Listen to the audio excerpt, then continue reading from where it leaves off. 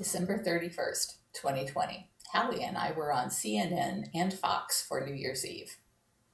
I rang in the new year on CNN with Howard Baskin, Anderson Cooper, Andy Cohen, and also on Fox with Jeong and McHale.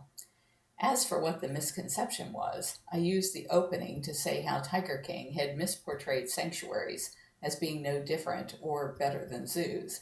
I was also featured on the BBC's Big Quiz, which is their version of ringing in the new year.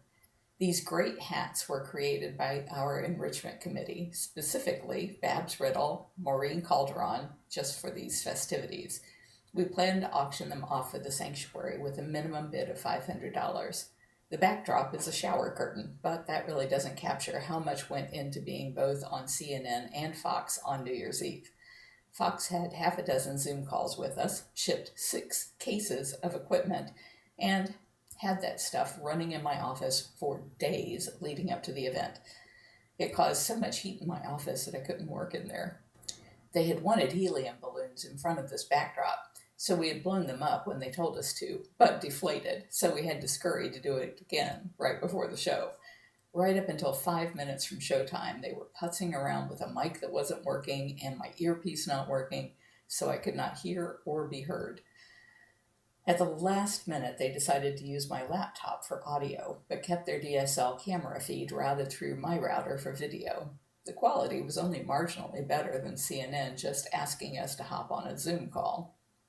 Both outlets went back and forth with Howie about what we would and wouldn't be talking about. Primarily that we would not discuss Joe asking President Trump for a pardon, but of course the host paid no attention to the script, so both interviews were pretty dumb, and CNN had to throw Trump into the mix.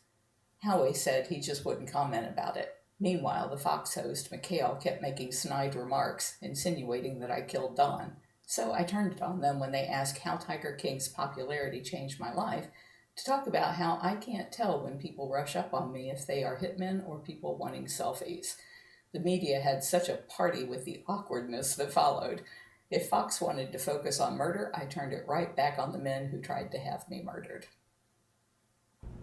If you're enjoying my diary, please like, share, and subscribe.